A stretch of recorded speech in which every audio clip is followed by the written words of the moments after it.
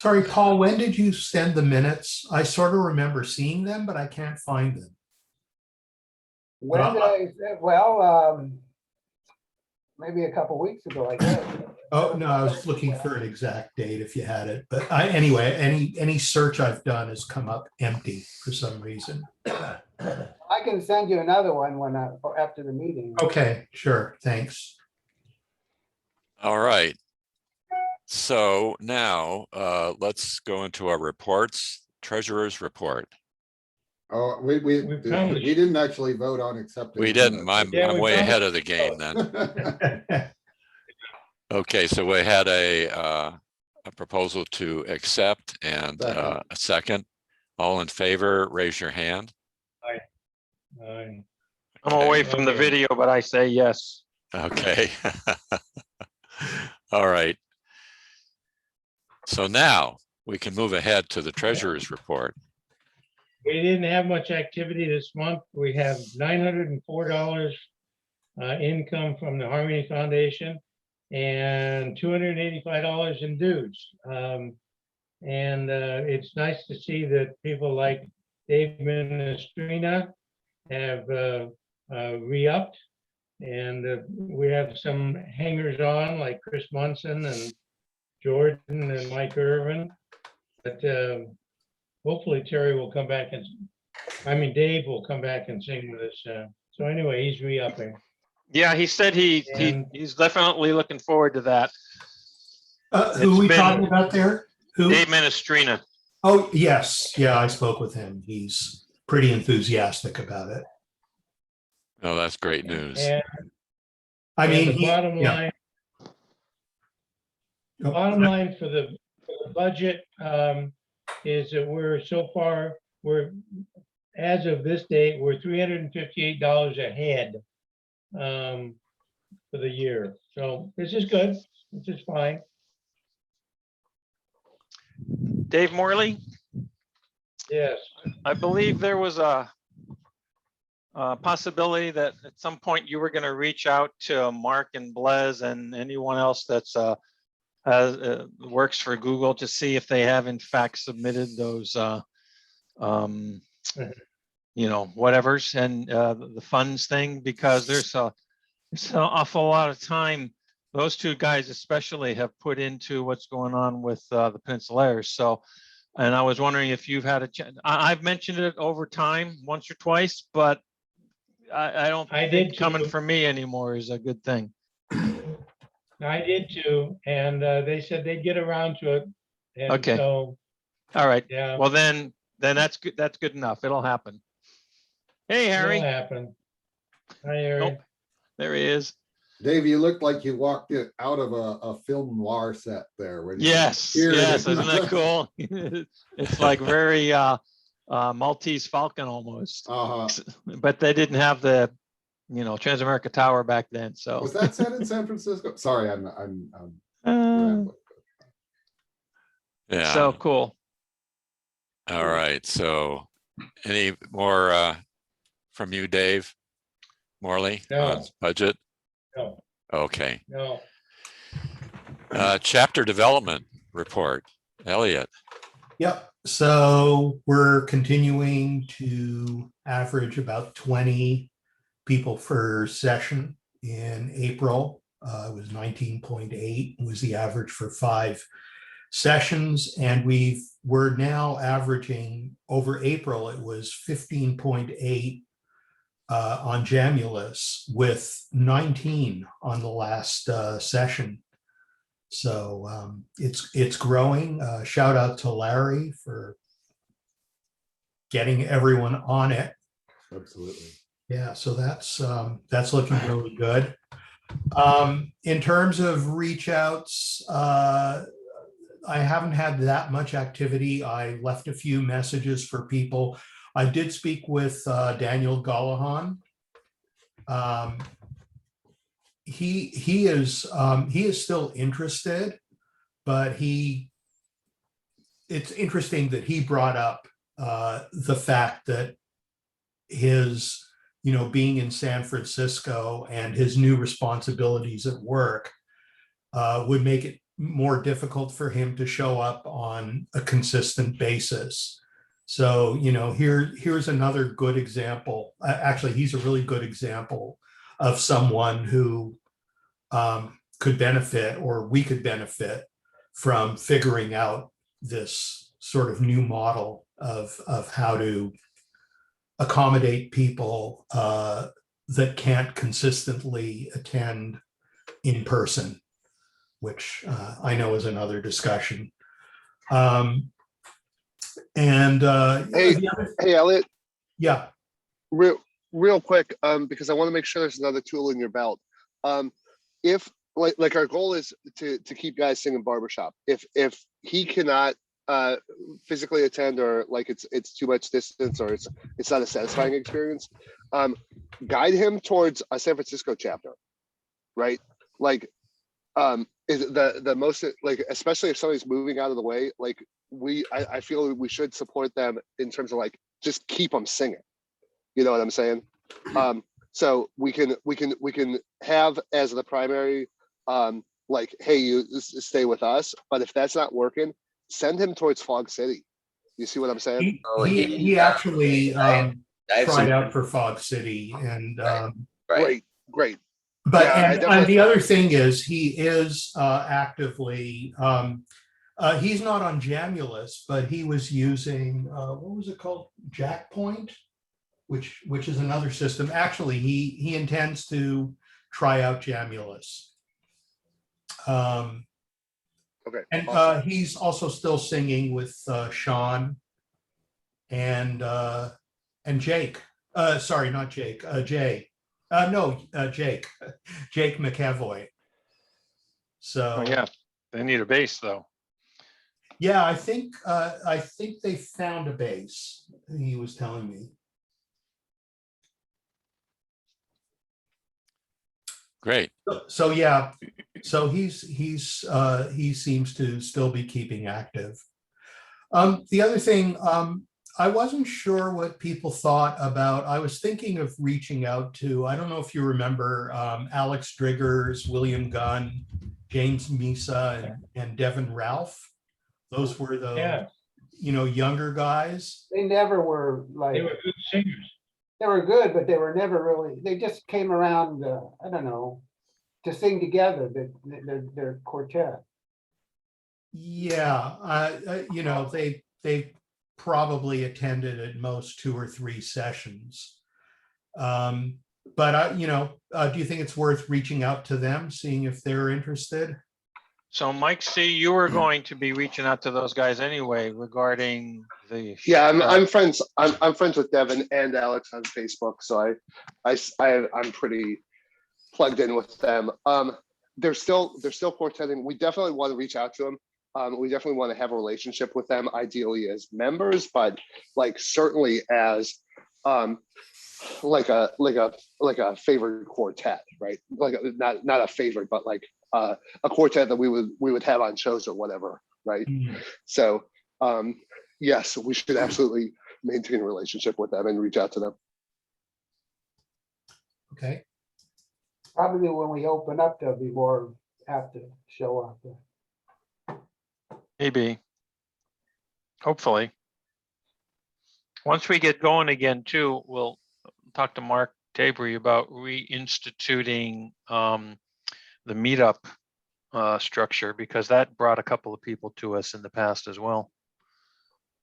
Yes. Yeah. Anything else, Elliot? Nope, that's it. Thank you.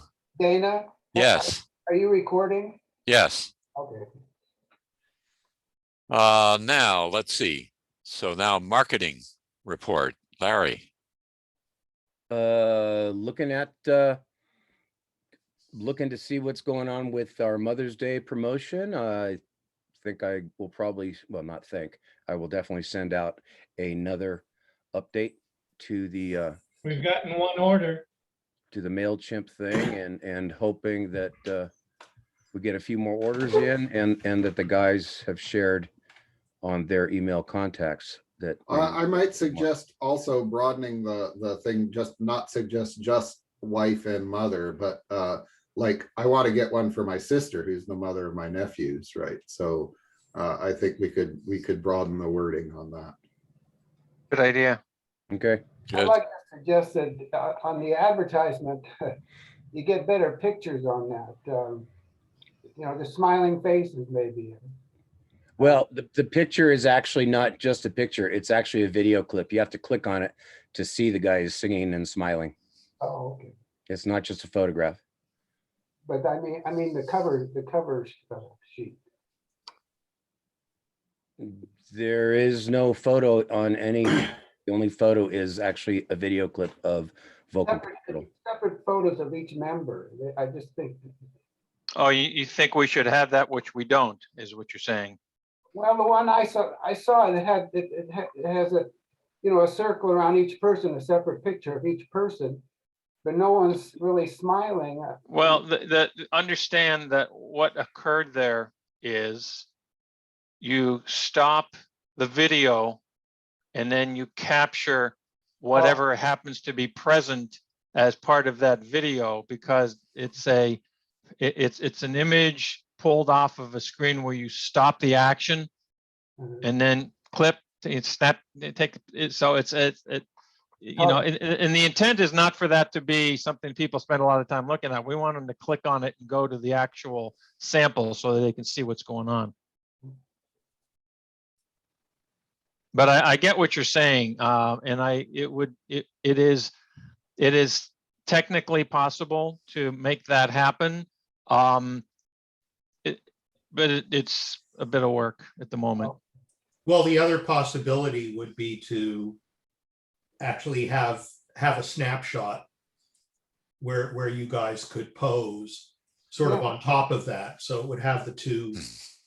Well, we already have stuff like that, only it's not in the same outfit. Larry, if you want that, I'll send you a couple images and you can decide. Yeah, I'll The take- wine- yeah. the winery one is in the same outfit. What's that, The John? one that we sang at the wedding reception at the winery, it's the same outfit. Oh, yeah, okay. And that's a cool. good one. That's actually a really good one. So There you Yeah, go. thank you. All right, Okay. good. That's a good point. Thank you, John. I'd forgotten about that. And the only other thing I have to mention is that once we get confirmation from the Elks that we are able to, they're able to open up and let us back in, I will then, I'll be getting out some information, letting folks know that, hey, we're back. So here's a piece of information for you, Larry. That's just sort of on the side kind of a thing maybe, but Vocal Capital has had 2 direct outreaches from people that we had interaction with in the past Mhm. to create a happy birthday video performance for someone. Mhm. So maybe that's another thing that after the Mother's Day stuff could be, I mean, because we've got situations where people have their, you know, their brothers, sisters, moms, dads, whatevers that are living in all kind of places around the world. And if they Mhm. want to send them a happy birthday video, that would be cool. Yep. Okay, I'm noting it. And that's perpetual. Exactly. Hey, Larry, I think it's worth like doing a very small targeted or a very small Facebook ad, maybe like $50, and just seeing like use this as an experiment to see if there's a way of increasing the pie or the audience for a product like this. Mark Tabri's wife works at Yeah. Facebook and she generally is able to get us ads for nothing. Great. Yep. Yeah. Whatever it is, I feel like we should start trying to expand the pie and expand the audience outside of kind of the traditional mechanisms, primarily to drive inputs to recruiting plan for the second half of the year. Okay. We have the money, so let's don't worry about the cost. So for birthday, is the intent to have a recording with the person's name for each Yeah, what we've done, yeah, we're doing that, you know, so it's happy birthday, dear, whatever your name is. And we're Insert doing, name here. yeah, and we're doing a little kind of like we did for Valentine's. This is what with the vocal capital, where there's a message, you know, happy Valentine's Day, Larry, this is from so and so, you know. So we do a video greeting that gets inserted. So it's, we sing happy birthday, then we put the greeting, this was from so and so to you for this blah blah blah, and here are 2 more special songs selected for you, and then so that's the package. Okay, hang on to your birthday recordings. If we're successful enough, you'll be able to start recycling them. You know, there are lots of Johns and Daves. That's right. That's right. Yeah. And incidentally, from a vocal capital perspective, we charged $50 for that. 3 songs, happy birthday, and 2 other songs, and a special video, you know, creation, blah, blah, blah, even though there's a lot of stuff we can reuse. So, Yeah. and it was like, okay, no problem. That's great, Cool. Dave. Wow. So that can be something for the chapter. If it comes in via the chapter, it's a chapter stuff. Yeah, Anything more, Larry? that's all I got. All right, thank you. Program VP report, John Wanless. Yeah, hi. So there's really nothing new. I think Mike and Mike, the Mike squared, right? It work on the program every week, which is just fine. That's been going along just fine. Play a Simple Melody, I think I mentioned on Thursday. I'm now in direct contact with Barbershop Harmony Society to see how we're going to publish that thing, and the audio and video thing is moving along. So that's about it. Not much else. Thank you, John. Sure. Music VP report. Hey, Cogerhook. Yes, so sent out the report the other day. Before I start adding anything to it, were there any questions from anybody on what was in the report that I sent?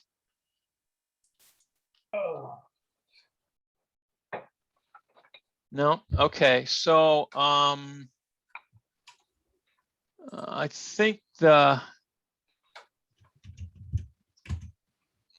key, the 2 things that are maybe we might take a little bit of conversation has to do with when we can get back into the Elks facility. What I haven't done there yet is ask them if we were to do our rehearsing outdoors, would that make any difference? Because if we could, during that interim point in time between when the state opens up and they get their approval, you know, would it make any difference if we were to be outdoors rather than indoors? And I haven't asked that question, so I don't know. And then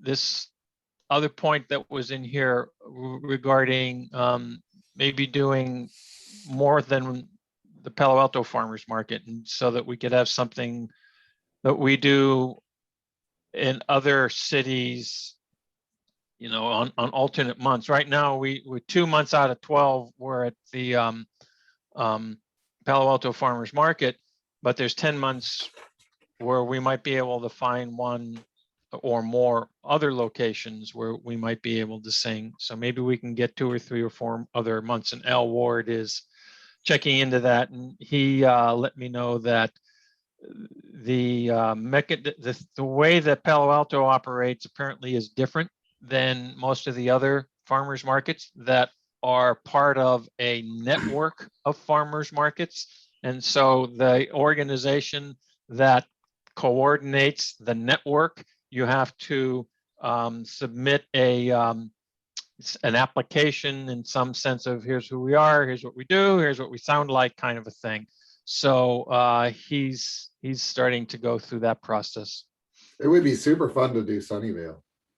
I'm not sure exactly where we would stand. Probably not in the middle of Murphy because it's so you know, long and narrow. It's not great for maybe somewhere along Washington, like I don't know. Yeah, no, if we can get the opportunity there, that would be really cool. The other thing that I want to mention that isn't in the report is really just sort of like polling the members of the board. I mentioned it on Thursday. Let me know what Harry has been the only person that has let me know this. What is it that you are inclined to wear as a costume for the show in October? Harry and Mike C, I should say, are the only two people that have actually provided me with some feedback. So give us some thought, let me know, so that we can start compiling how all this might look and play out, and if we need more of something else and or less of something and that type of thing. I'm thinking Count Chocula. If any of you guys remember that character from the cereal box. Yeah, that works. It's like a Dracula thing. Yeah, he looks kind of like Dracula, only he's Chocolate. he eats chocolate. Pointy ears, triangular head. Yeah. He eats chocolate instead I of think that's blood. good. I'll be there as a ghost. Yeah, unfortunately, I have to miss that. Oh, Elliot, we can't see you. Where are you? You're totally Casper, anyway, the friend. Casper, the that- friendly ghost. That's the thought. You can email those things to me. And I thought I had something else, but obviously I must not, because I can't think of what it was and I didn't write it down. So there you go. All right. Well, that's the end of our formal reports. Do I hear a motion to approve the reports or accept them? So moved. I'll move. Second, Second. any discussion? All in favor, raise your Discussion. hand. All right. Moving on. Old business. Actually, there was an old business item of selecting a new video project for the Peninsulaires. Is Yeah. that The thought about that one has reached a point where here's where I think this is. And the idea was that rather than put the energy and effort into a specific video that might be comparable to what we did with 16 tons, to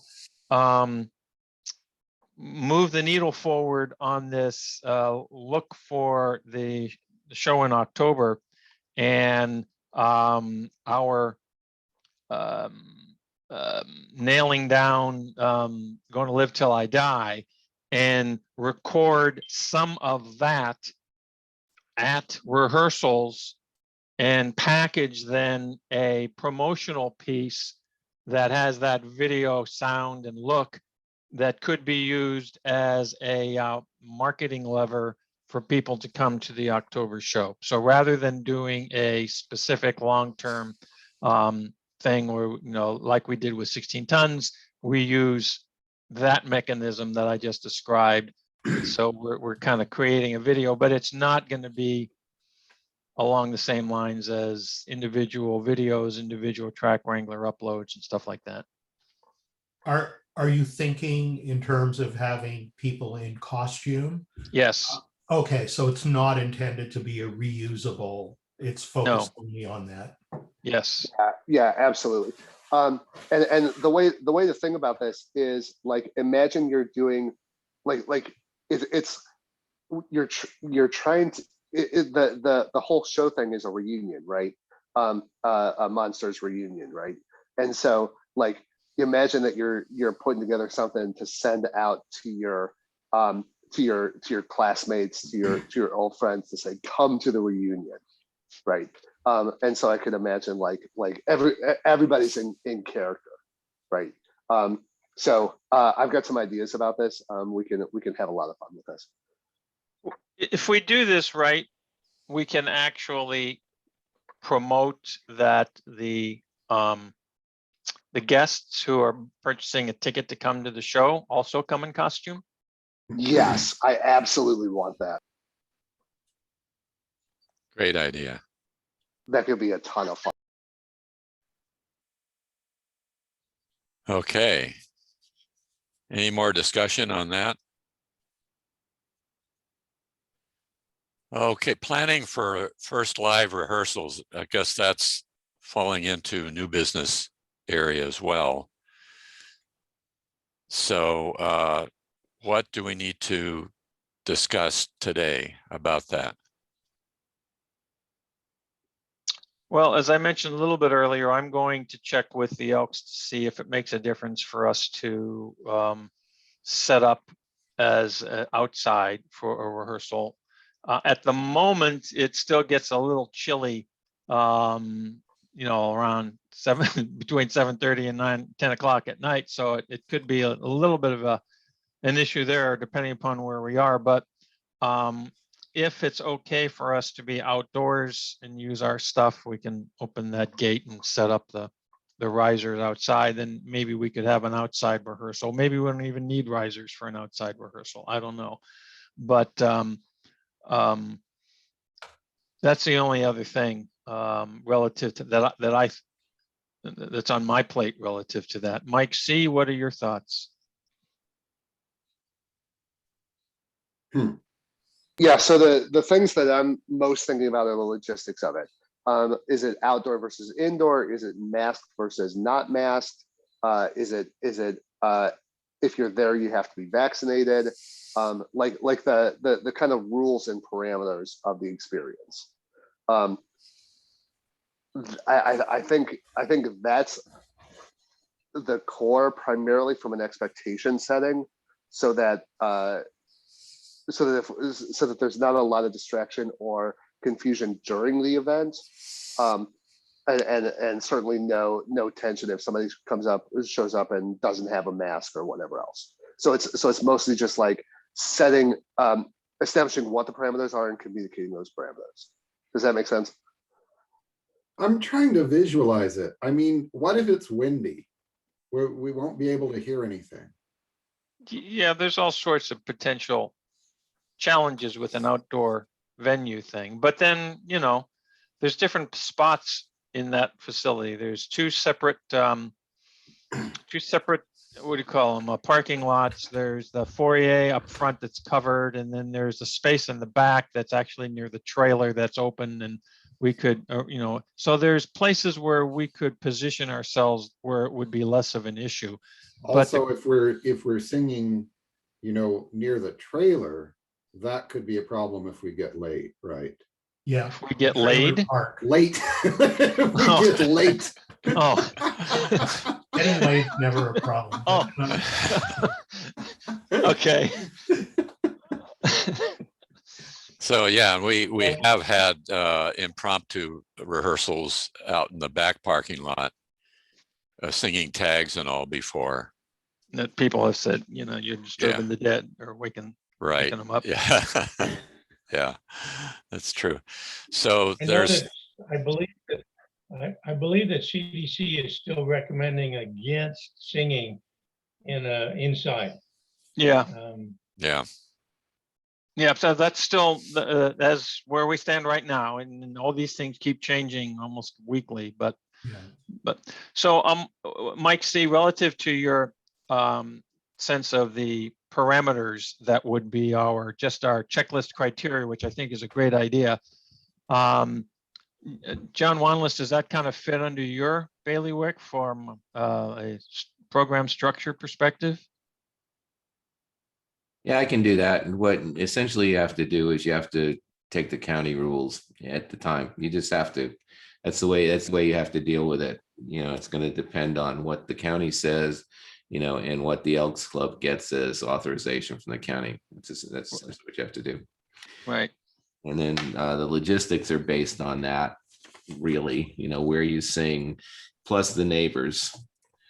I think I'm a little bit concerned about the neighbors.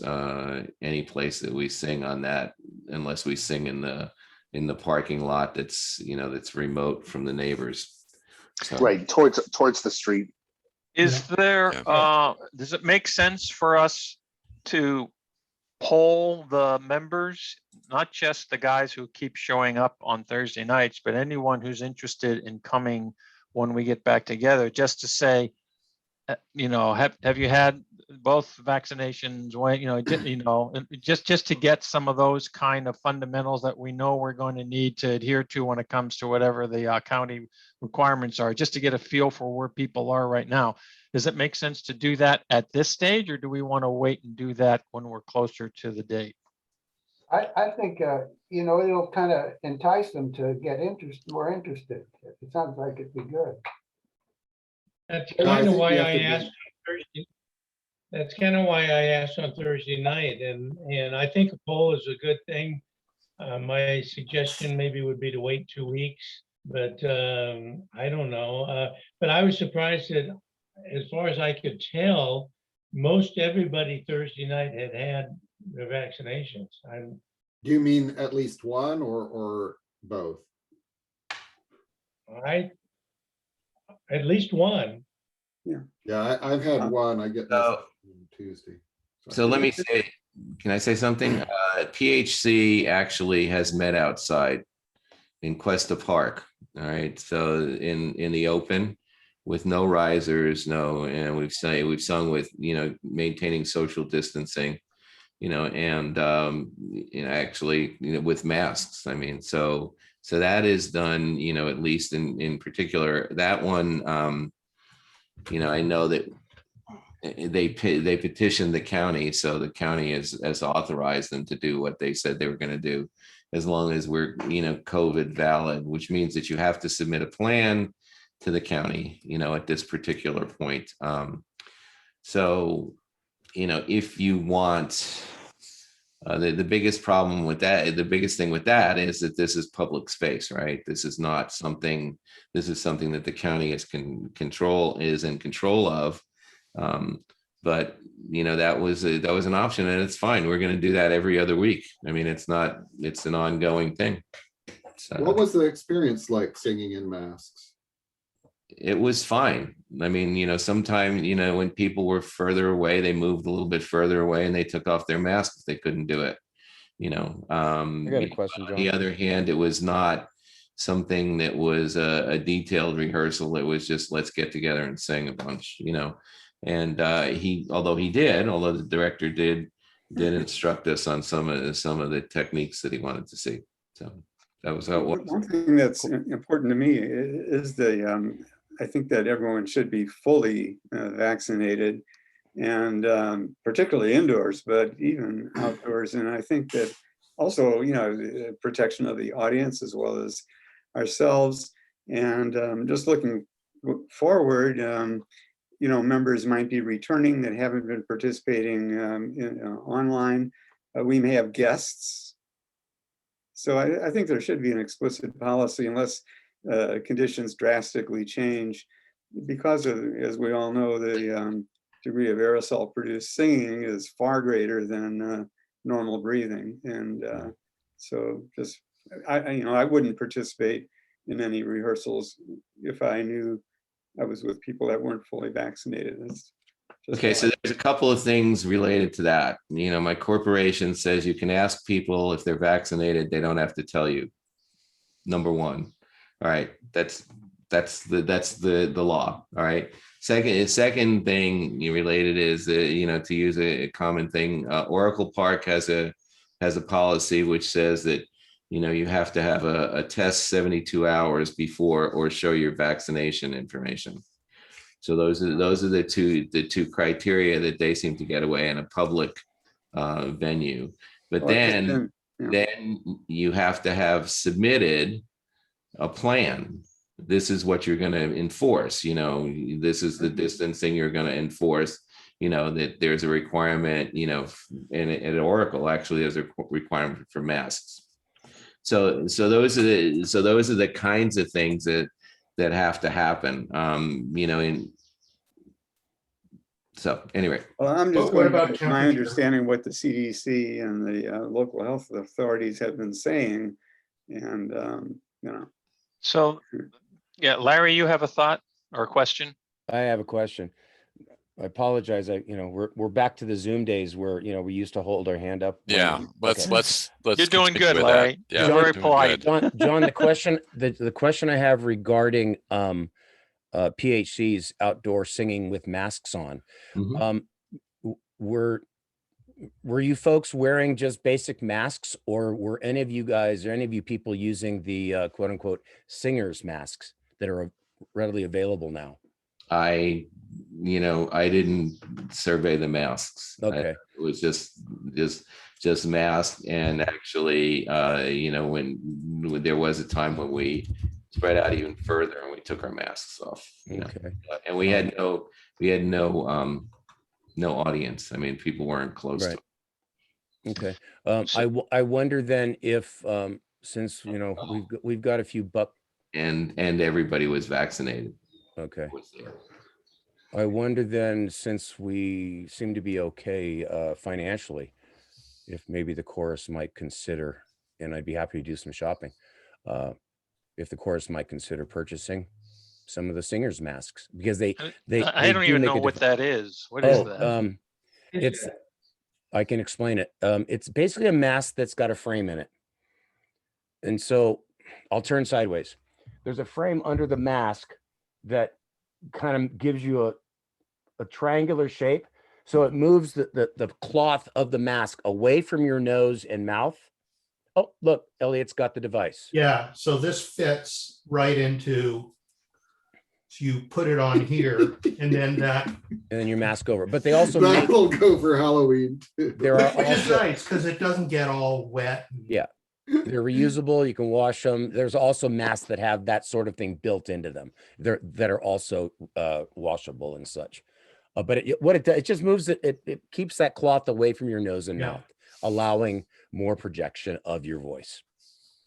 I just thought I'd ask about it because I'm thinking about it. That sounds like a good idea. Yeah, Great. So and once we're investing in things, maybe we should also be getting a thermometer for, taking temperature of people, like guests. I wouldn't do that. Yeah. There's just follow the rules of the county. All right. I agree. I think that's where we start. Don't interject anything else. Just don't. Okay. Yeah. One other comment that I have here. There's and Harry's mentioned it, John's mentioned it. There are certain guidelines that are, as of today, the 1st of May, are extant. These are the guidelines as they are. When you look at the history of things going back 1 month, 2 months, 4 months, the guidelines change based on the current information. So whatever so I think at this point today, it makes sense for us to get a sense of what the status of our members is, so that then we have knowledge of our population for when we're able to do something physical, which we know we're not going to be able to do until at least the state of California says, yea, verily, go forth, right? At that point, we'll know what the guidelines for the state, the county, and the CDC are, and then we can say, okay, here's our parameters. Knowing what our membership looks like as we move closer to that will help. I don't think we can say these are the hard and fast guidelines. These are today's guidelines, but they may not be what the guidelines are on the 15th of November of June. That's just, so let's not get too hung up on that, is my thought. Good idea. Yeah, good point. Okay. Moving on, the next item is virtual/live rehearsal integration. There's been a lot of conversation back and forth. How do we resolve whether or not we need to move ahead with this? Could somebody explain to me how it would work and what the experience of the remote people would be? I mean, they can't really, we won't be able to hear them singing, will we? Or will we? Can we work that out? Well, I know just a little bit about this because I did some investigation. It's very easy to present them with the information that they're receiving on their end what the chorus sounds like, what the instructions are from the director, having a good quality and, you know, fast video link and stuff like that, depending upon what the internet is on their side. And like you see in some of these news broadcasts where they have someone that they're talking to that's somewhere else, okay, they can engage.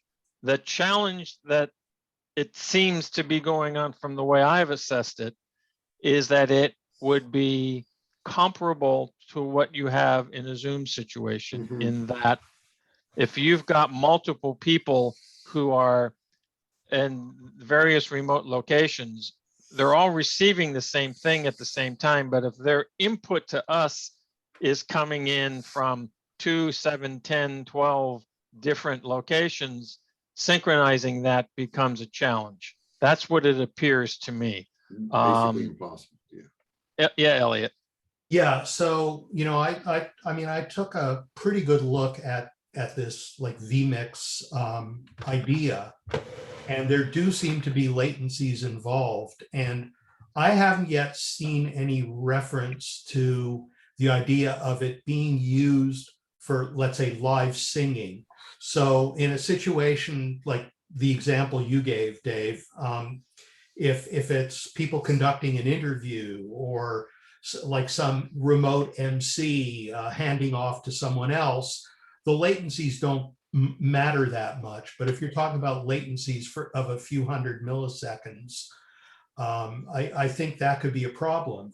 But one of the benefits on having it on site, so not thinking so much about the remotes, but putting out something quality, video synchronized to audio, and on top of that, being able to put in, let's say, 2 video streams that are synchronized, one of Mike, one of the chorus, can make for a really, really good experience, a much more immersive experience for someone attending remotely, even if they have to sing on mute, than they can currently get now.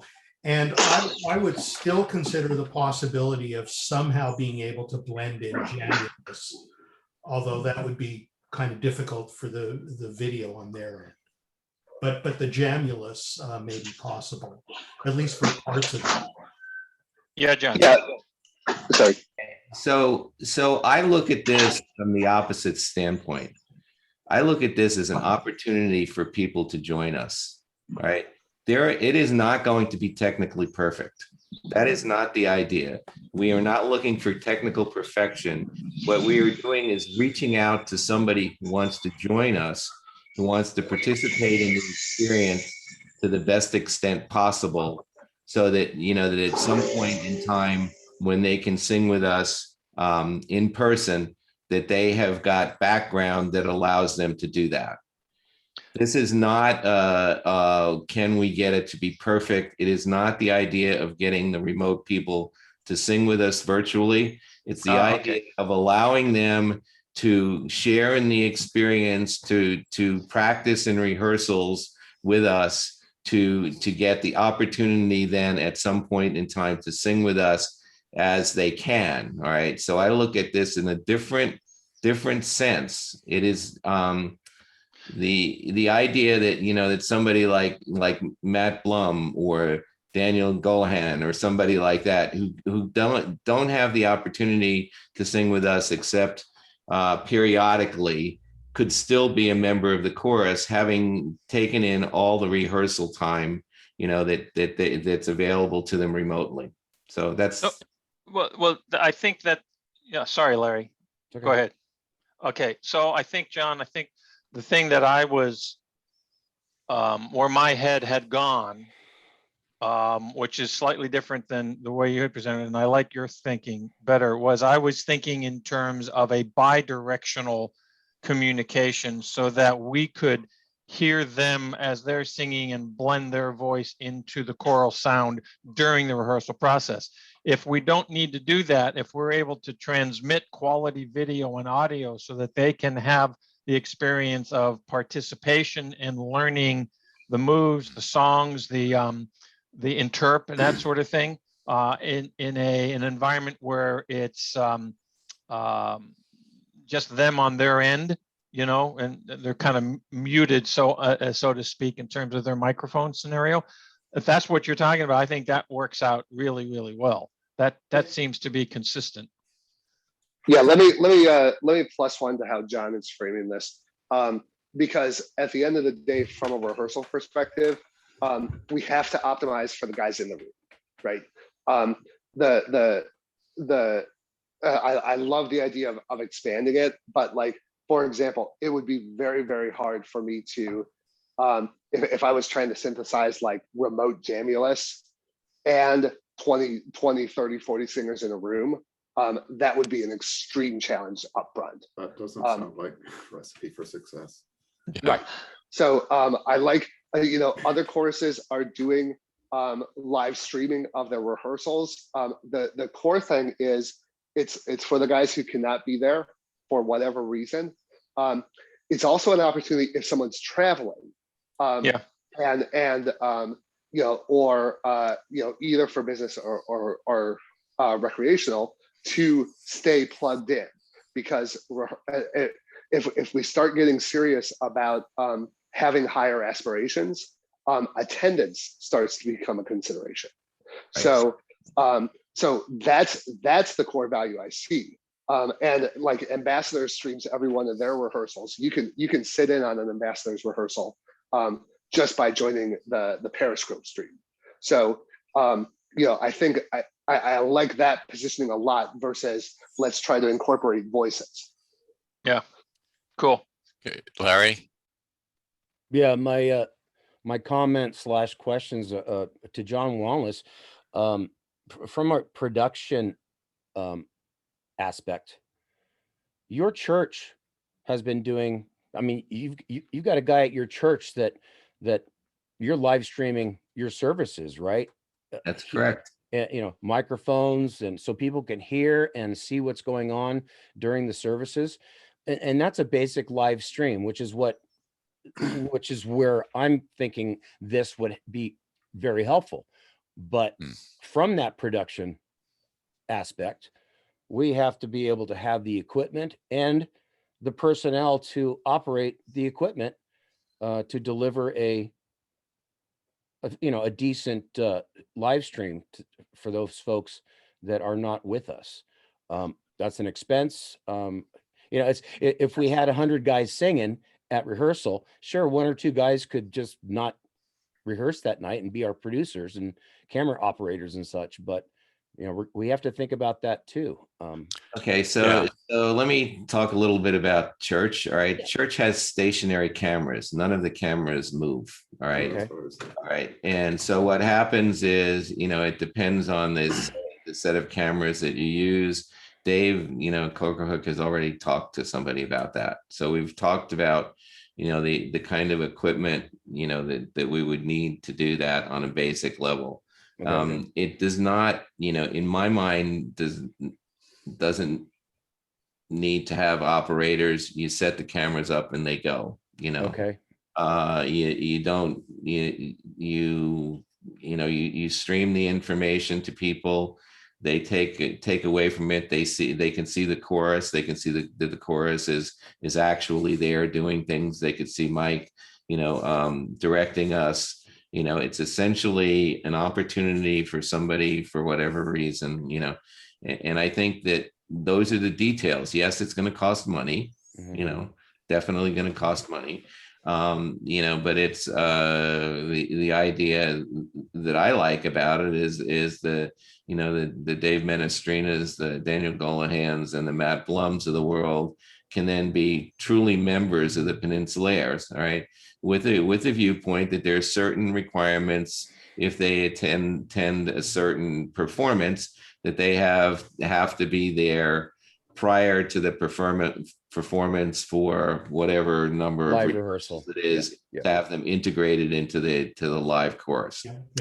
Yeah, one other thing, Different than Zoom. guys, remember that in the past, we've had recordings of all of our rehearsals. Yep. Which can be made, you know, uploaded to YouTube. so that that experience could be almost real time. Yeah. Say that Yeah, I mean, we've got after that. we have basic equipment, and with another camera or two, I could very easily set up just like I did with our rehearsal cameras that I YouTubed. Just set them up and hit record.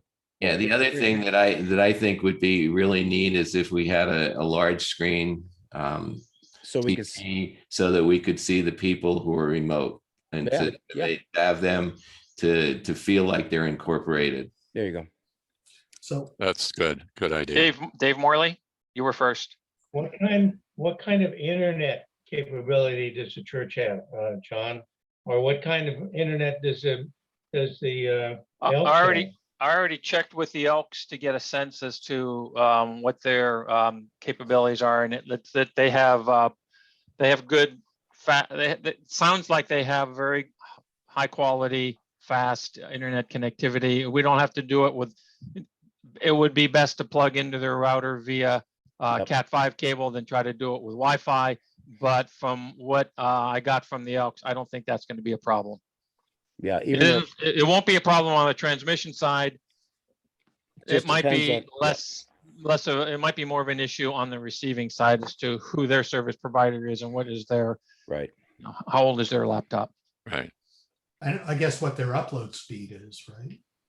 For Yeah, no, I got some data from, I don't have it in front of me, I can't speak to it, but I did inquire about that and it seemed like it shouldn't be a problem. Yeah. Elliot. Yeah, one other thing I'd like to point out, from personal experience, I go to Boston every month. So I've been missing a rehearsal. And I remember I used to try to kind of catch up by going through the GoPro video on YouTube. And it was really hard for me to see what, I'd see the back of Sean's head. And, it was a lousy experience. I really couldn't tell what was going on. And I think that with this live stream, not only will it be a good experience for people that can attend in real time, and if we can get their video feeds and things in, that would be great. But for people, if we can record these things and you can play them after the fact, I think that would be a much better experience. Yeah. Okay. Yeah, just stepping up our game a bit would fix that.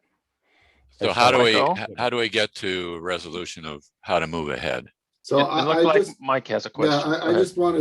just wanted to say, I mean, we should be careful how we position this. We don't want to give the impression that it's as good as coming to the rehearsal, right? I mean, it's not as good as coming to the rehearsal. It's at best as good as the pre-Jamulus rehearsals, which we know were better than nothing. They kept us together during that period, but it's been just enormous improvement once we started putting in Jamulus.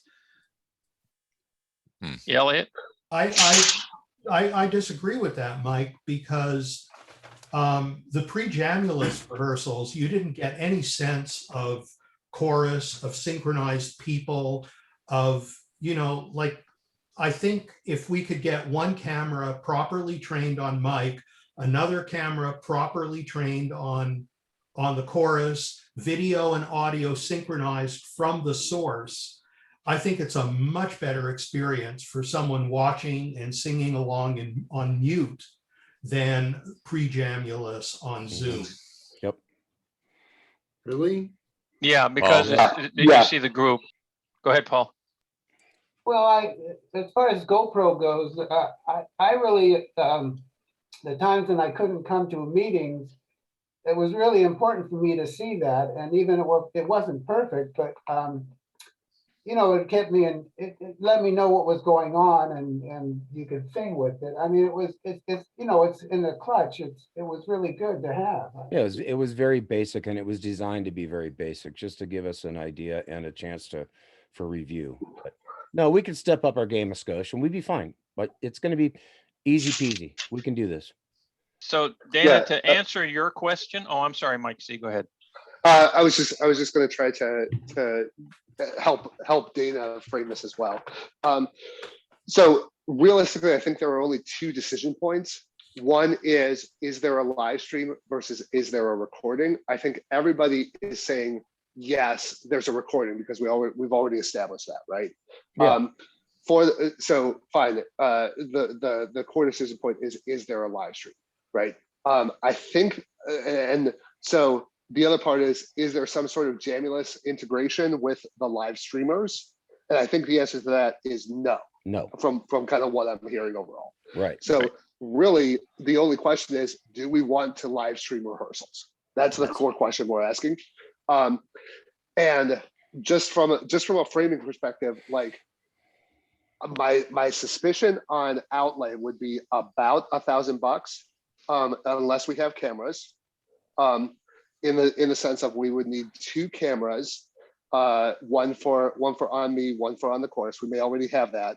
But the bigger thing is we would need someone to own it, and to be responsible for setting it up and making sure it was working. And I don't want them distracted during rehearsals. Yeah, so we don't want to turn this into a tech support issue during rehearsals. And correct. I before COVID, I set up camera and risers and did whatever I could. I was always there early, and I'm more than happy to get the equipment together and set it up every week. Not a problem for me. So we need 2 things. We do need cameras, and we do need some microphone setups. We need a specific microphone that's on the director for instructional stuff. We have lav mics that work for that, and we need 1, maybe 2 other microphones that can pull the stuff for the course. That's all logistical stuff. We have the equipment. We have not it. a problem. Yep. We need the device and the material that allows us to take those multiple inputs and consolidate them into a transmission out, which is the stuff that I sent around to people where I had the conversation that Wanless was talking about. So all of that stuff comes together. You know, it's going to cost us maybe net a couple grand, really depending upon whether or not we have the cameras and or the microphones to adequately pull in both the audio and video. And then we have to, other than that, you know, we're good. I think the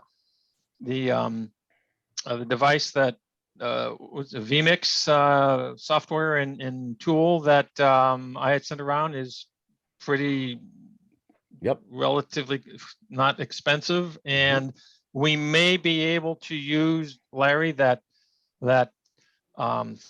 soundboard / thing, whatever it is, to consolidate the audio and video. I don't know if it is, if that unit is capable of doing those things. Yes, it is. Yes, and if it is, then we don't need to invest in that. Nope. So I think we're quite a long ways along the way. Software and maybe a couple cameras. We have everything else, so we can make it work. Cool. All right, so let's move ahead and maybe vote on. Go ahead, Dave. One other thing, we need somebody to take ownership of this, and I've gone as far as I can. I just can't. I can't. I mean, I understand. Technically could do it, but it's just like I can't add that to my list at this point. I would be happy to just share whatever information you and Elliot have been sharing back and forth. Share it with me so I have a reference. Okay. Okay. Cool. Yeah, Thank and you, what I would suggest is let's identify a board sponsor for this. I sort of see it as a marketing thing. So you know, because like from an expense perspective, and like the only thing I'm thinking about is there any ongoing cost of like live streaming to YouTube or to Facebook or to Periscope? You know, like is there some sort of like operational fee per experience? And I don't know the answer to that. I'll find out. I'll take ownership of it. Cool. So the proposal is to have Larry take over the coordination of this effort and to present to the board what it would cost for our approval, and then get started. Right. And Larry, if we have any old equipment like the soundboard, I think we've had that for years and years. You know, She's they've fine. made major improvements. Maybe No, we she- need to upgrade it. No, she's fine. She's last time I had her home, I cleaned she's fine. And she's in a nice Okay. case, keeping her dry. No, she's in good shape. We'll get many more years out of her. Okay. So let's see, do we need a proposal I don't- to At be this approved? point, Not for this. I Not think for this. we've got Larry willing to head it up. I think where we'll need the proposal is when we come back to here's what has to happen. Here's the cost, here's the material that we might need, and we need board approval for that. But For the to expenditure. do the research, I think it's just a willing hand, and we have Larry for that. Thank you, Larry. Yes. Larry, thanks a Yeah. lot. You bet. Appreciate you. Okay. Paul Freudenthal, you had wanted to make a proposal to the board. Yeah, I'd like to make a motion that we talked about this last time about Paul Eastman, and I want to make a motion that we change the Barbershop of the Year award to the Paul Eastman Barbershop of the Year award. So that would be my motion. Any discussion? Well, we need a second first. Who's going to second that? I will. It's worthy of discussion. So we now have a motion and Yeah, a but- second, and now open for discussion. Discussion. Dave Morley? It's not the Hall of Fame award, it's the Barbershop of the Year award. Yeah. I'm not sure. I have to think about this. Would you think there'd be a different award that to attach to his name that would be more appropriate? That might be more appropriate, yeah. What? I don't know. I I don't don't know. If we wanted to do something to honor Paul Eastman, I would rather it be its own award. We would just have to figure out the criteria for earning that reward. I'm on the same page as Dave. I don't think changing our Barbershopper of the Year award to adding Paul Eastman's name to it, it doesn't work. It doesn't fit in me. I don't feel that. Well, Paul Eastman was really into music theory. Could it be something around music theory? He was I don't know, it seemed like he knew everything. Yeah, he kind of ran the clinic, right? Yeah. Yeah. Elliot?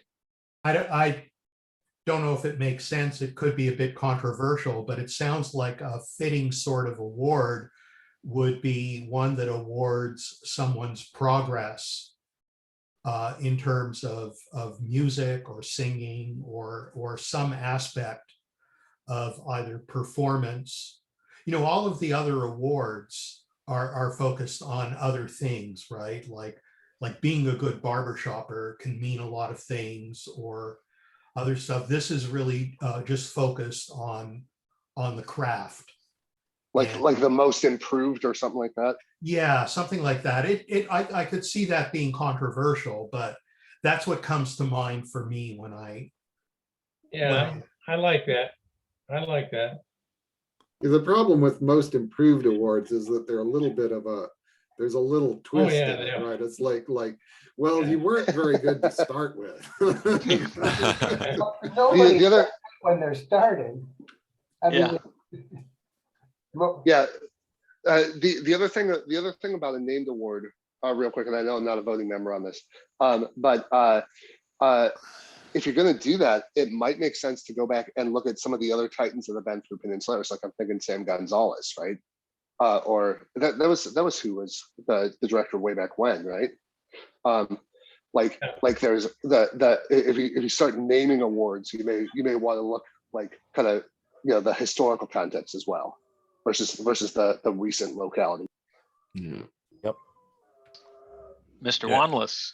Yeah, I agree with that comment. I think that we don't have named awards right now. Yeah. And I think that, that starting a precedent and, I think Paul Eastman was a giant in barbershop. There are other people in the Peninsulaires who are equally deserving for their longevity and for their contributions to the Peninsulaires. And I think that's, I think that needs to be considered. I really do. Well, who else are you talking about? I don't know of anyone else, but I'm only been in for All right, so 14 years, but you how got, about Steve Salmons? no. I Why mean, not? it was good. It was good. I just think it's a different, well, Well, that's. okay, so I gave you a name. So Steve Salmons is still alive. I'm talking about, it has to be. okay, so we can only name this after people who aren't alive. I think that naming stuff is dangerous I agree. because there are many people who have contributed to the success of this chapter. You know, even before I was around, which is, you know, and I'm so old that, you know, I'm getting into the dirt category. You know, and it's specifically dangerous when a tragic event has happened, you know, to immediately do it. I think it's, you know, there's obviously, we think about the people who've passed away, who've had major contributions to, you know, to our success as a chapter. I think that it deserves a lot of consideration. I got a suggestion, guys. Yes. Maybe we want to consider a special certificate or of appreciation and honoring Paul as a one-time thing that's presented to his family. Maybe. Yeah. I had a thought too. How about one of the things that we look to do every year is contribute to the youth event up there in Pollock Pines. Okay. And that was a big thing for Paul too. Maybe our annual thing that we do for that could be named after Mr. Eastman. Right, I like that. And we could collect, Or, actually, we could collect funds and then send them on. And Yeah. Sure. yeah, or a youth harmony camp scholarship Yeah. or something Yeah. like that, right? Yeah, something like that. The Paul Well, Eastman exactly. Memorial Youth Scholarship. A Paul Eastman scholarship? Is that what you're saying? Yeah. Yeah, something like that. Anything, yeah, that would be good. So Paul, are you okay with changing it to that? Sure, yeah, I just want, you know, the idea of the award was just something that came up. I never imagined there would be it would be so complicated. But then, yeah, Yes, that's life. Surprisingly complicated, isn't it? but yeah, I think whatever we agree on, I'm fine with that. Just wanted to do Okay, that. well, so I guess we need to modify the proposal. Okay, I'll modify it. Well, Dave, you want to state it? I guess someone but how you want to say it? It's a contribution to. It would be the Youth Harmony. Youth and Harmony contribution from Peninsulaires. the Paul Eastman Memorial Youth Scholarship, Perfect. Youth and Harmony Scholarship. All right. Yeah. I second. All in favor, raise your hands. Okay. Well, we got it. All right. Once more time, the Paul Eastman. Memorial Youth and Harmony Scholarship. And we can put in some money from the chapter, but I think we should also ask members to donate. Yeah, make it absolutely, you know. Yeah. Great. Wonderful. Okay, well, Mike, do you have anything you want to present to the board? Yeah, this is going to be a little bit of a mix of good of the order and a topic here. So I'm thinking a lot about what the recruiting exercise and the efforts look like after we get back.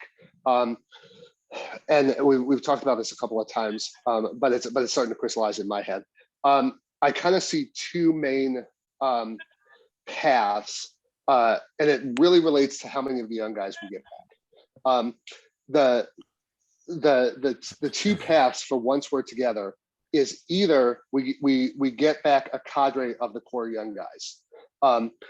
That makes that's obviously the ideal situation, because that translates to a lot of more voices, younger voices.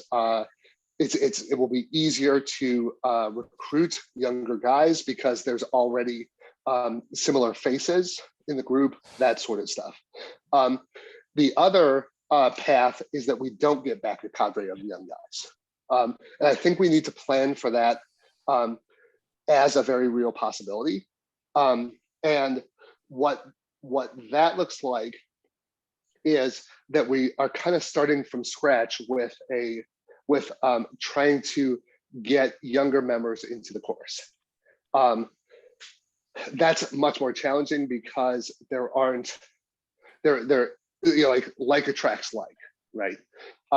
And so what I'm thinking about this is, like, from a recruiting perspective for the next 12 months after we're back, I feel that we should be approaching the recruiting plan as if we're not going to get a single young guy back.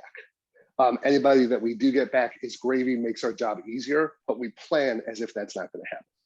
And what that translates to me is that we need to do an all hands on deck recruiting, like aggressive recruiting plan and execution for, call it June to June. That's more visibility. That's aggressively pulsing every channel where there are young singers. That's building stronger relationships with the college a cappella groups. That's figuring out a way to get local local young performance talent onto our shows. That's aggressively performing in public in areas that these sorts of singers would be. So I'm going to challenge the board to, like, over the next 4 or 6 weeks, to think about, if we wanted to recruit 15 new singers under 50 years old, what would we do?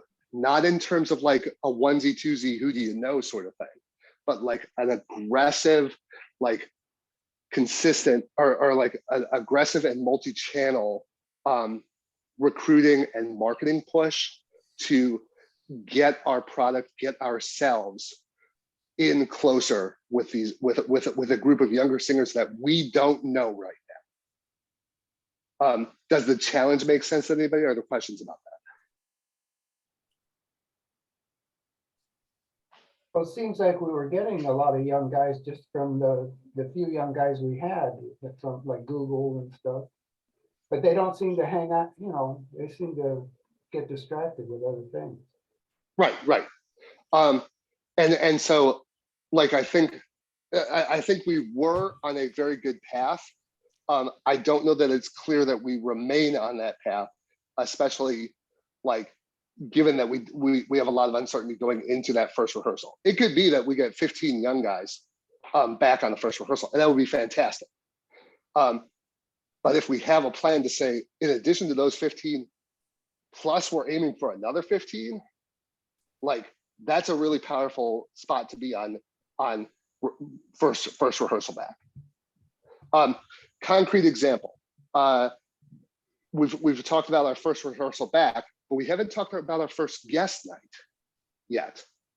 And I sort of feel that, like, we should be planning a guest night on like week 2 or 3 to try to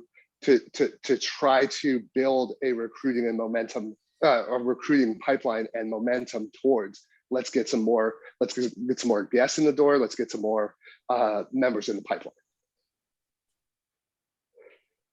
So, Thoughts? yeah, one thought relative to source, and that is the one of the things that works really well in the world of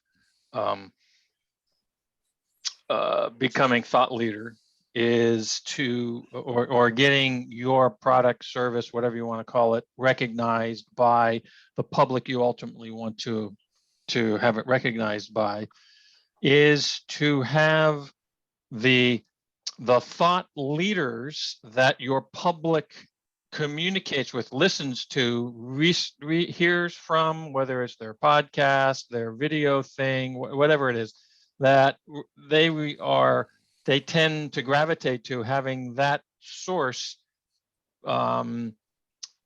present your product or service as something that they find really cool, valuable, whatever.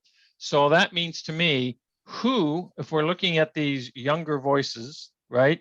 College age, anywhere from college to under 50, which means they're in an early part of their business career, but they like to say, where do they go? Who do they listen to when it comes to musical stuff? What is their source of that, whether it's online or in a physical sense, so that we can then tap into that source. Otherwise, each individual person we have to figure out how to find uniquely, as opposed to leveraging a place where a goodly number of these young voices might be able to kind of hear about us all at once from a source that they consider to be somebody that they listen to. So that just started something. This is a sort of an unformed idea. So I apologize if it doesn't make too much sense. But have any of you been aware of this sort of phenomenon on TikTok with "Soon May the Wellerman Come"? Yeah, the sea shanties. Yep. Yeah, and that's not barbershop, but it is close harmony. If we could get people, by the way, I would also love to do "Soon May the Wellerman Come" like on a Saturday or something. If we could figure out how to do that, that would be awesome. I would love to do it. But is anybody on TikTok? I am not. Does anybody even know about? I'm aware enough of it. I mean, like we're Johnny come latelys to that. But that's the sort of thinking that, like, there's a little bit of how agile can we be in terms of, like, hey, an internet meme is happening, can we participate in it? But, like, that's the sort of thing that can that can get you plugged in, right? Especially if you can do it well. So like that sort of thinking, I like that creative thinking. Yes. Using youth to find My more daughter youth. Julia has thousands of followers on TikTok. She's constantly creating material on TikTok. So I'm wondering if she could perhaps be a consultant. That would be awesome. And just to kind of leverage on Mike O's idea too, something like that. One of the other things that is interesting here, we're using the Vocal Capital private network on Jamulus for our rehearsals. No one else that does not have that connection can get there. Now, one of the things that occurred when we were first setting up Jamulus, and John Wanless, you might remember this, is people just sort of showed up. there was a couple of folks in there. We were trying to do a rehearsal, and there was this guy, and then we had to say, no, this is like, private. So we privatized the thing. Maybe, like, the things that Larry's doing every Saturday, maybe there might be a public forum for something like that on Jamulus that people can tap into as well. That's another thought. Good idea. Yeah. Well, this is a far-ranging topic, guys. We're trying to wrap this up today. I think, Mike, great ideas, and I think the rest of the board sees value in that, right? Yeah. Yeah. So I think this is an ongoing conversation with the board. You asked in the next 4 to 6 weeks that we come up with some concrete things. Yeah. Yeah. And so and I think at its core, I'm going to challenge Larry and Elliot to kind of spearhead this, since it kind of falls into both their bailiwicks. But like, should we have an Instagram channel? Should we have a should we be more active on our Facebook page? Should we do some TikTok videos? Whatever it is. But let's start thinking about increasing the size of the pie rather than just Right. trying to rehash the same names over and over again. Right, and resourcing the effort so that it can get done. Exactly. Yeah. Okay, thanks, Mike. We're going to move to the good of the order. Before we do that, I have one other thing I wanted to mention, just to get a quick feedback from members of the board. And this has to do with, this is a groupanizer question. There have been some adjustments that had been made to groupanizer, and it's come to find out that depending upon how a member is classified in terms of administrator, member, candidate, whatever, then there are certain capabilities that go along with that type of level of authorization. And so one of the things that I had sent out a video to people like a week or so ago. I said, hey, if you're trying to see where all the music is, here you go here and you do this. I have a level of permissions that made that possible, but a high percentage of the membership does not. Okay, so you try using the mechanism that I described, going down to my music and whatever finding the whole library. People can't do that. So there have been some efforts to make a change in the structure, but it's still not as easily flowing. So I'm wondering if what are there any negative ramifications to opening up the potential for everybody to be able to see all the music? Larry. I worked with Mark last week while he was still back east. And he gave me the steps because I am one of the groupanizer administrators. And we fixed, well, what we did is for those guys that only had the My Music available in their menus, we fixed that. So they now have access to not only our current rep, but polecats and a few other things. So that part of it has been fixed, and I tested it with a couple of the guys that had told me I can't see anything except, our current rep. I think the categories that are there, that are available to candidates and members, should be broad, but from a legal standpoint, we don't want. I think this is where we get into that question, Dave, is how much and how many guys do we want to be sharing our stuff with?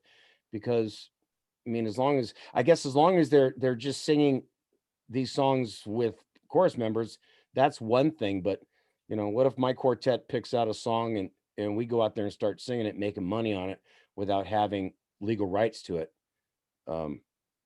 That concerns me. But as far as access, everybody now has access to the current repertoire, to Polecat 1, Polecat 2, and I think the perpetual repertoire. The perpetual, yes, those are the ones that we covered.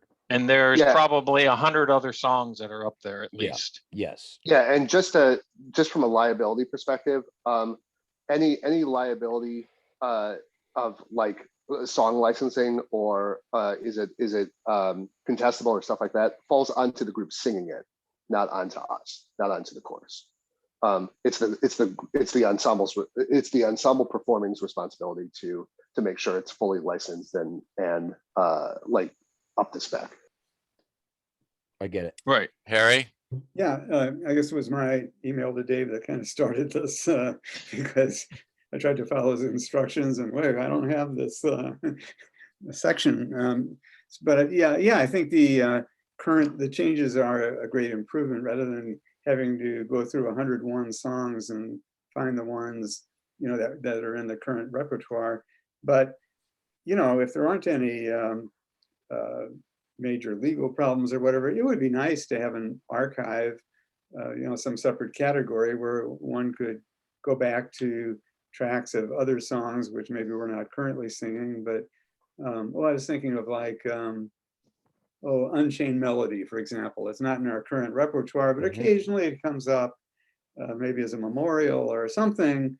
It'd be nice to be able to just have access to it, and like not in the current list, but as an archive that one could go to. So I don't know if that's possible, but it'd be a nice thing to have, I think. So Larry, the question for you to ties into that, is it possible to empower access to all Yes. music archive Yes. without also giving the member the authorization to make other administrative level changes to Groupanizer? Yeah. Yeah, it's just my giving permission. I go into the categories, and song by song I select. Well, actually, I can do it just from the category heading. Just reset it for candidate and member, or just member, or Okay, member. so we can do Doable. something for, Yes. got it. Okay, cool. Thank you. It is All right. doable. I just Elliot, don't want to do it. I'm just wondering whether it'd be useful to create a generic member or candidate or like account that when we're concerned about things like that, we can test it. So if we're doing something new on Groupanizer and we're not sure how's that going to look for the generic member, we can log in as that test member and test it out. Would that be useful? I'm not sure I understand what you're. Well, so when I do something, like I have all these different privileges, I belong to the music team, I'm a board member, I have administrative privileges. So my view of Groupanizer is very different than someone, let's say, who's just a candidate, someone who's just a member. So if I make changes, I'm never sure of what it's going to look like to that person, right? And we seem to have kind of gotten dinged by that. So he's suggesting you put John Doe as up there and have whatever the username and password is for John Doe. And then you make the changes in John Doe first, and you go up there and see if it actually did what you had hoped that it would do. Right. You can log in as you make your changes as yourself, and then you go in, log in as John Doe and see, okay, what does John Doe get? Yes, this works. Or Okay, now I understand. And yes, that would be helpful, because what I did earlier in the week when I talked to two guys that said, I can't find any of the music. I had to ask them, well, what is when you log into Groupanizer, what do you see? Like? Do you see down at the bottom music area? No, it either wasn't there or it was grayed out. But when Mark and I fixed it, I had the two of them test it and tell me what they saw, and they clicked on my music, and I can now see the current rep, and right below it, you scroll down, now I can see all these polecats, and okay, cool. So yes, for testing purposes, I could see where creating a generic account would be. Yeah, I can do that. I mean, should we make it a member, or should we make it a candidate, or do we? Why don't you make it a member? I think that's probably where member. most of it. Yeah. Okay. It has to be associated with an actual email, but unless someone has a quick idea. I have like 5 email addresses, so if you need an extra email, let me know. Yeah, pick the one he uses the most. okay, all right. So do you have the information you need, Larry, to make any other changes? Absolutely. Okay, great. Thanks, guys. Moving along, I've got to get out of here in a little bit. So let's go to good of the order. Dave Morley. I've been enjoying the rehearsals. I'm heading out for 5 weeks, but I've just upgraded my internet and in our motorhome, and I'm going to be doing some testing this afternoon. it's really up to Betty as to whether she lets me rehearse in a small environment. And if I can move my computer outside, if it's warm enough, I think it'll work. So we're leaving May 22nd, coming back June 26th, but we'll be driving all over the, from here to Pocahontas, Iowa. Oh, wow. Very cool. Great. Larry, I have nothing more to say. okay. Just kidding. Oh, Larry. Wow. Mike. Hey, What have you been drinking? Hey, We were hoping. a lot of coffee today. Stop, Larry. We've got this. We're really close to getting this Jamulus thing dialed in. I'm so pleased that the majority of us have taken the steps to Jamulize by purchasing equipment and willing to work with Blez and I to get things rolling. Is it just only right now, fellas, there's one guy that is a normal attendee who I have not convinced to buy a microphone. I'm not going to name him, but everybody else is on board, and we're getting closer and each week it's getting better and better and better. And gosh, I really don't want it to totally go away once we are able to get back together. Totally agree, yeah. There is some real value in what we're doing. And, like I'll use my Saturday jam sessions as an example. I'll use our biweekly bass lead sectional. These are great. It's a great tool and it's helping us immensely. Started a new quartet and we are meeting on Sunday afternoons on Jamulus. So it works, man. It's great stuff. Great. Thank you, Larry. We are moving forward. Paul. Well, I'm enjoying Jamulus too. It's actually, I'm so used to Zoom and all this virtual meetings. It's going to be hard to get back to meeting in person. It's so convenient. It's so, and with Jamulus, it's a new, it's a better experience. So anyway, as far as me, I'm doing a number of architectural projects, so I'm busy with that, remodel kind of things, and it's kind of fun. Everything is virtual. There's no meeting. You can't go into a city planning department. You have to do everything through email. And Oh, gee, I wish that was the case when I was playing with the city of Sunnyvale a couple years back. That's actually, great. they're getting better at it too. They're being very helpful. So That's great, Paul. and the weather is fine, and so that's it. Great. Thank you, Paul. Elliot. Yeah, so, I like the directions that we're talking about, the idea of making things more immersive for people who can't necessarily attend rehearsals in person, looking to expand to younger people, all of these different directions we're discussing. I also like the way this board works. I mean, like, to me, the discussion that, like, the motion for Paul Eastman, the discussion that ensued and how it kind of translated itself into something that I think is really good and that we're all happy with. The thought that went into it in real time and just the convergence, I thought was pretty impressive. So I'm happy to be part of that. Thank you, Elliot. Dave Cokerhook.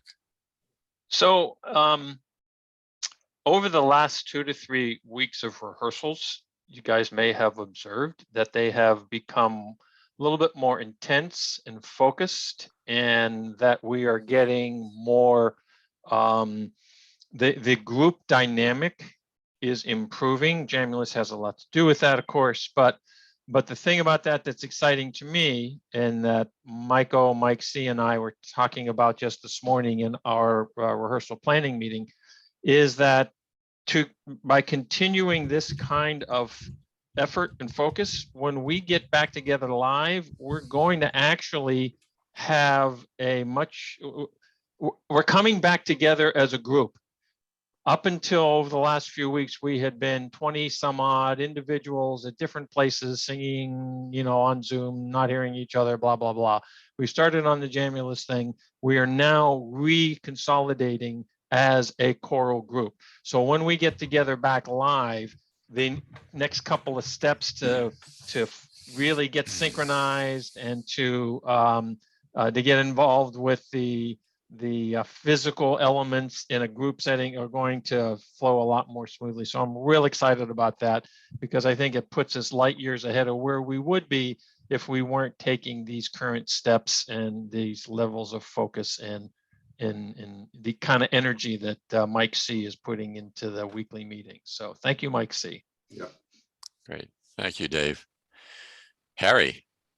Yeah, I'd like to thank Larry, who's working with me on transitioning to Jamulus. I apologize for procrastinating this long, but I've ordered a 50-foot Ethernet cable, which is what I need to reach from my computer to the router. So it's supposed to arrive today. So I hope to be on Jamulus soon. Yay! Hey, Harry. That's great. Thank you. Mike O. Yeah, so I get my second shot on Tuesday. So in looking forward to being free before too long. We haven't gone anywhere in forever. I'm just hoping that we can go somewhere this summer, see what happens, because a lot of places are still closed. Even if we're safe, we may not be able to get that to go. But I'm excited to be, getting near the end of this thing. Hopefully, I mean, it's probably not over for the world, but at least we'll be won't have to be so anxious about it. So if I don't make the sectional Tuesday night, you'll know why. Oh, right, because you have your yes, Yeah. understood. Well, usually the reaction is the day after the shot. So Yeah, so you'll be fine Tuesday night. You'll be fine It's just Tuesday Wednesday. night. Yeah. 7 hours I just keep afterwards. thinking about that. Yeah. So Mike C, have you got anything else to add? Yeah, just thank you guys for your continued passion and commitment to the organization. And like Dave K said, it's feeling like real rehearsals these days, and I'm really excited to see what it's like when we're really back together that first time, and I'm really looking forward to that moment. Great, thank you, Mike. For me, I'm thankful for all of you guys, and especially those of you who have stepped up to help with technical issues. Mike O, taking on the planning for the rehearsals, and just the positive attitude that I'm seeing throughout the rehearsals, in spite of the little technical glitches. And so I'm just proud of you guys and our chorus. And so with that, we are adjourned. See you guys. See ya. Bye. Bye. Thanks all. Bye. Dana, Yes. do you want to do a session, or are you okay? Or we can work on it later or something? Well, I've for 11 o'clock, and we're way past that. Yeah, I've found a solution to Jamulus. I just can't use my USB headset. Okay. That for some reason is giving dropouts. Right. To Jamulus. Jamulus doesn't like it. It works fine on Zoom. Okay. So I'm using my remote mic and earbuds. Okay. For the moment, and I am going to have to get a new computer anyways. This thing is falling apart, but okay. And so that might help moving forward. I don't know what it is about the USB thing. It's just a finicky Jamulus. It works on everything else. Yeah. Okay. Yeah. But thank you for offering. Oh, you bet. All right. We'll see you. Okay. Bye. See you Tuesday. You bet.